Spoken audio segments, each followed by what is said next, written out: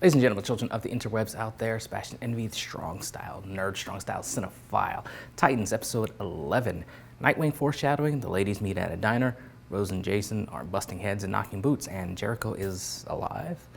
Let's geek about that for a scant few minutes. Now, the episode opens with Gar in a delirious state, and it turns out he's on a Cadmus operating table, getting his brain literally poked and prodded. They seem to be looking for some kind of trigger in his mind. As I've said, a mind-controlled Gar seems like the fight the Titans are going to have sometime in the next 2 episodes. Dick is enjoying his solitary confinement, and he's joined again by snarky imaginary Bruce Wayne. While we thought his wit and his Batusi were a one-time gimmick, Bruce is back to pester Dick and make him realize how utterly stupid his isolation is. Through a few scenes over the course of the episode, Bruce helps Dick realize that he's beyond Robin and needs to be something else, but also that things are not as they seem with Slade and his estranged wife. It makes him realize that Jericho is indeed alive. We also see a winged silhouette on his back, kind of heavy-handed, but we know it's going to lead to his inspiration for his new super identity. Rachel is having dreams of Dick's death at the hands of Deathstroke, and after her latest vision, she has her new orphan friend do a tarot card reading for her. The reading is interrupted by someone coming in and telling orphan friend that her father was killed. Rachel says it wasn't her, only because she doesn't know it was her with her gargoyle of death. An orphan girl says that she's happy. Rachel also, as part of her vision with Dick, has a vision of Elko, which ties into things later as she scrounges some change to get a bus ticket to Elko. Donna's still checking things out at the tower, trying to sort out what happened to everyone when she gets a call from Rachel to meet at the diner in Elko. Corey's having a bad day with thoughts of Tamarin and her sister and all that drama. She tries to have a throwaway one-night stand with a guy, but it turns out the guy is a shrink who tries to score a new patient. Corey goes on about her destiny, being able to find friends and love and freedom, but now she's stuck without any of that now. After booting the shrink, Corey spies a commercial on TV advertising donuts at an Elko diner. We know Corey fancies a good donut. Now, Dawn is on her way back to San Francisco after dumping some of Hank's stuff in a dumpster, though she keeps a photo of herself, Hank, Donna, and Dick. Now she's well on her way when the truck engine light comes on, forcing her to stop in a very particular place. Now, some people I've seen on various boards have wondered where Rose and Jason are. I said they were off knocking boots, and we got clarification that the two are doing just that, busting drug rings and frolicking with each other. Rose is trying to keep things cash, while Jason wants to get inside her head and her heart. Jason takes her to a place that he used to slum at a theater, revealing his love of acting and thespians. The two have a heartfelt moment reciting parts of a poem or song and then checking to see what that was.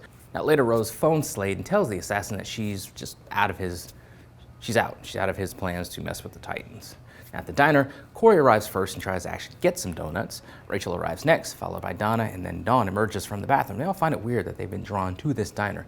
Now, the answer comes in the form of Bruce Wayne, actual live Bruce Wayne, who strolls in for a pep talk. Bruce attempts to impart the importance of the team and family, how it's harder to stick together in the bad times, but they need to keep each other safe. And then he kind of just dips out. The ladies see a news report that clues them in on where Dick is. Donna and Dawn head back to San Francisco to help Gar, with Rachel and Corey heading to the prison to break Dick out. They find his cell empty, with Jericho is alive scrawled on the wall. Back at Cadmus, Gar is still being experimented on. What seems to be him at the tower talking to Rachel is some Cadmus vision making him see her. And they're testing the results of their work and triggering Gar to, tiger out and kill Rachel, who was actually a lab assistant who was thrown into this situation by Mercy Graves. And Gar flips out, mauls her, and I'm assuming playing this classical musical tune is going to be the trigger for Gar to do that, to try to hurt Rachel and thus the other Titans as well whenever that fight inevitably happens. And that was basically the gist of the episode. As I said, it was an okay episode. My biggest gripe about the show is the fact that everybody's stories are taking place in their own little bubbles. They're not really connected together. Now, this episode was an attempt to kind of move some of the pieces around on the chessboard and bring them back into each other's orbit. The way they went about it was kind of cheesy with the commercial that Corey sees in the hotel room and the phone calls and the car, the truck thing that happens to the phone call that Donna gets, the truck thing that happens with Dawn. And apparently it was all orchestrated by Bruce, and it's like, how? I know because plot, but how was he able to do everything that he did just in the right way to get them to this remote, diner in Elko?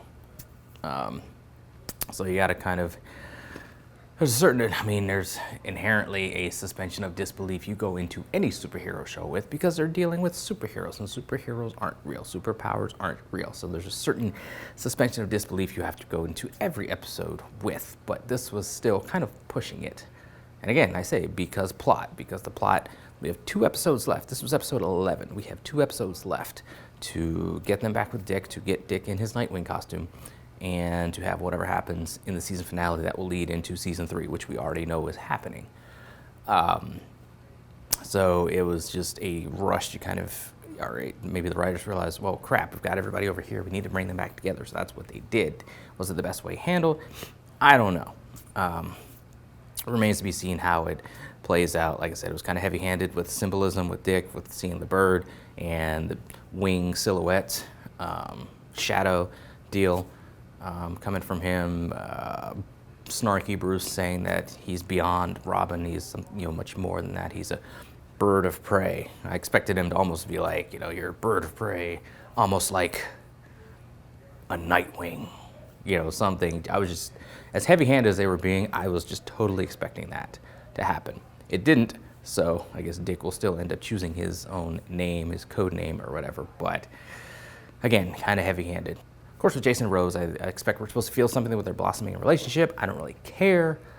It's interesting to see Jason on this track of, he admits that he's screwed up all this time, though, so far, and he's trying to have a go at something with somebody, and she's the one that's pulling away.